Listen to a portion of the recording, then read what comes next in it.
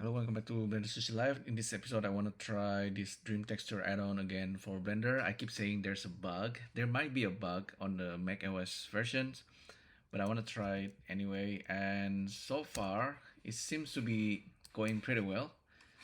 As you can see, this is the compositing method with the depth and color being used on a really simple scenes without any shader on texture, and this is the result that I'm getting.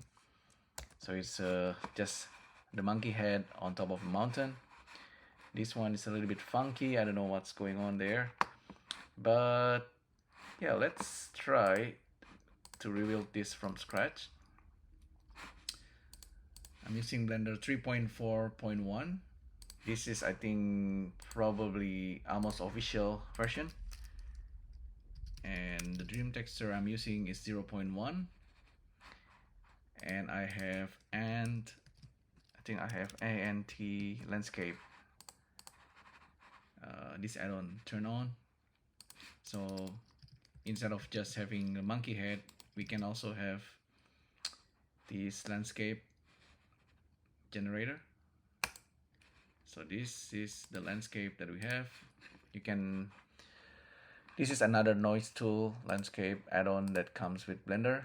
You can pick your own landscape. Let's try with this canyon. You can play around with the landscape. So I just use this so we don't just have the monkey head. Just put a monkey head there. And let's save this very quickly. Monkey mountain. Okay, this is a very simple scene. We don't have anything. In fact, it's very plain. Just gonna have ambient occlusion. We can add a bit of lighting if you want to, but the one that's gonna matter is the camera. So there are actually two ways you can generate the AI result. The first one, with the dream texture, you actually select the geometry and then you go to edit mode using tab. You select some faces and then you bake based on the depth or the one with color. If you have like textures that you already painted, that's gonna work together and it's gonna reproject it into the shader. The simpler one is actually the one that's using the camera. So you go inside the camera and let's set this to 512 by 512 and set the camera to view.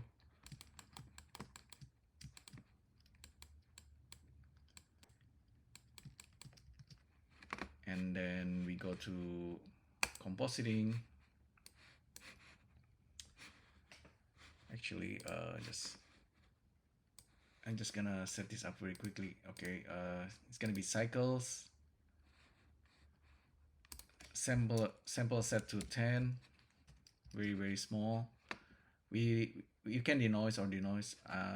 You can turn this on and off. But the one that's gonna matter is this dream textures in the end. And we are still using the Stable Diffusion 2 depth model. With the latest version of Stable Diffusions, you can, if you are using ControlNet, you can use your own depth pre-processing, and it's gonna work with any 1.5 models out there. The one using Stable Diffusion 2 depth already have like depth data, like train with depth, and then you can use Stable Diffusion 2. So let's say we just type in mountain, rock, Australia, desert, negative value, cartoony, ugly, worst quality, blurry, yeah, super basic. And we're gonna enable color and depth, enable Z on the compositing. So if we switch to compositor and use nodes, you can see we have dream texture. Okay, so if I render this out, super basic scenes, we hopefully gonna get something something a little bit better. Let's just wait a few seconds. Okay, this is the one that's using compositing, so it look at the scenes and the depth and the color actually comes into consideration as well. So with the color, if you actually want to turn this into, if you want to have more details before you do the compositing, you can do like a projected image on the Suzanne head from this angle, and that's gonna work. Hopefully in the near future we're gonna have like control net with dream texture, so it's gonna work together and we can have like a higher like control over the 3D objects and the output. I keep talking about control net because with control net I'm actually doing a render in the background here. That's why it's super slow. You remember, you might have seen my video, and this is okay. This is control net working on the human figure, and I'm using stable diffusion 1.5 and control net depth and open pose. So I get this character dancing. It's still flickering on every frame, but I'm using a video of me dancing and then just convert it into AI generated image. In the future, maybe I can make this more cohesive and coherent. Okay, yeah, we have a monkey head, a mountain. It's not too bad. It's only 512 by 512, but I can increase it to 768. I can change the angle, etc. But like I said, so this is the depth data. If we can, if you use the viewer, you can plug this into the viewer, and let's check this image editor viewer node. This okay. That's the result from dream texture. Okay, you can move the camera, etc. But before we do that, remember I can select this monkey head and go to dream texture and select depth, and we can say project dream texture. We can say this is sculpture of monkey head cyberpunk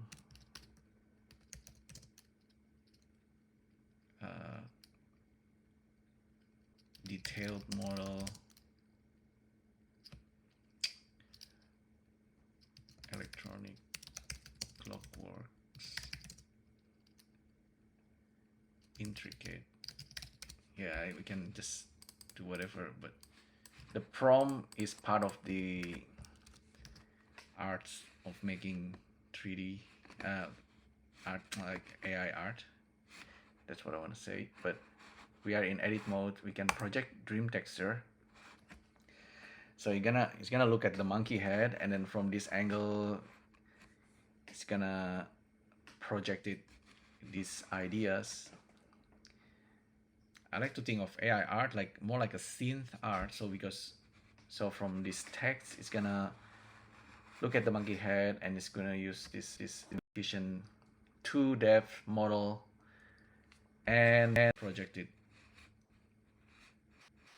I think it's already starting. We don't see anything at the moment. Okay, now it's working. It's gonna take around 30 seconds. You can see it's going a little bit slower because I'm recording and doing other things in the background. It could be faster, but this is not too bad. It used to take 4 minutes, 6 minutes, 8 minutes, or even like 10 minutes per image generation. I remember I used to wait for that. So we got a result. This monkey head doesn't look, it's not too bad. I think it's using the reprojected image. Let me make sure I'm using the right UV projected map. It should. Sometimes the shader is not correct. Yeah, projected UV. This is the image. Looks a little bit random. Yeah, it's I don't know, it's actually looking at the whole 3D image, so if I could actually use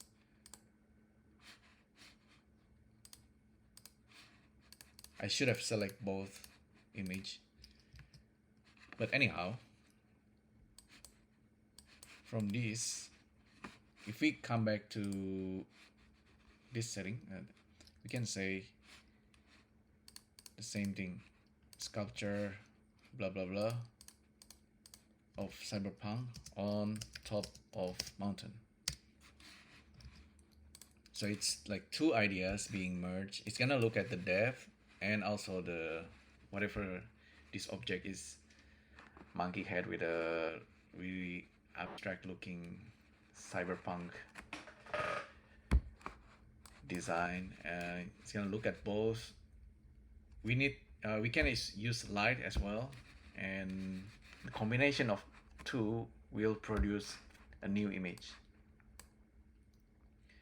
And it doesn't need to be 512 by 512. We can change the size. Let's make it more wide if we want to. Maybe change the landscape.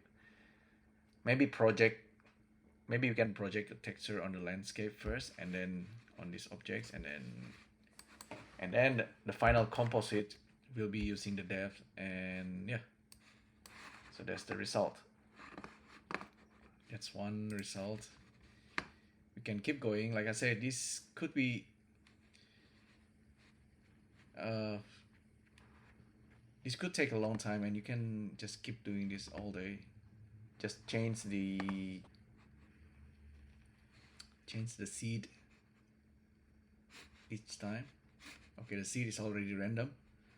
The step is set to 25, CFG 7.5. We can say batch of 4. CPU only, or I wonder if it's using GPU of MPS as well. Supposedly, I mean, if you are using something that's a little bit, if you are using other tools, this is using Dream textures, and sometimes the speed is really depending on how this Stable Diffusion being implemented. If you are using Dream, if you are using Draw Things app or Stable Diffusion by Automatic 1111, that one's also a little bit more advanced. It could be a little bit faster.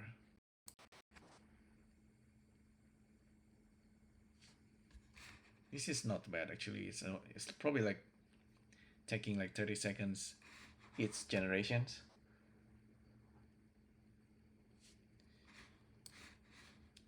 Every time it's a little bit, you might think, okay, every time it's a little bit random, it's not cohesive. If I rotate the camera, right, it's gonna change the thing. The thing is, if we are using control net, we're gonna have something that's a little bit more cohesive. And whether it's using Kenny or open pose, if it's like a character, I think Kenny and depth of control net will give a output that's a little bit more controllable than just randomly using the depth and reprojecting different ideas. This actually tries to generate the monkey head. There is like a shape of monkey from this random 3D mesh. Anyway, if you want something that's a little bit more solid, you can try doing like a 3D scan, maybe 3D scan of your room, and then combine it with some 3D scans of random objects you find on the streets, and then bring it all into Blender and see if that can trigger more ideas, you can use Sketchfab and then bring in some random objects as well. Okay, it's not doing the batch. Interesting.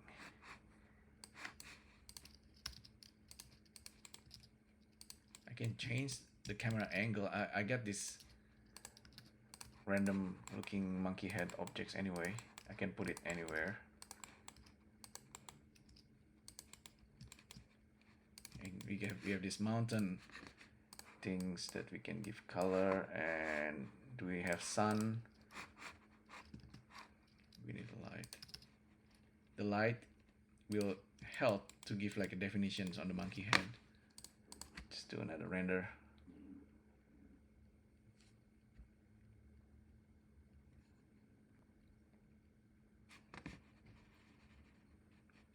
We should fill this blank.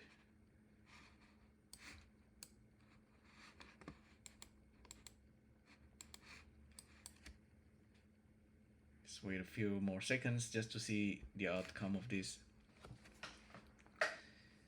So yeah, the idea, of course, you do like projection and baking of AI art on the 3D objects separately, and then you set up your scenes and the layout and compositions, set your camera, and do another AI and use the depth and color, and then see all the outcomes and variations that you can get from that single compositions. If you are using the latest control net with depth, okay, this one is, I think, so far looking the best. I'm just gonna save this.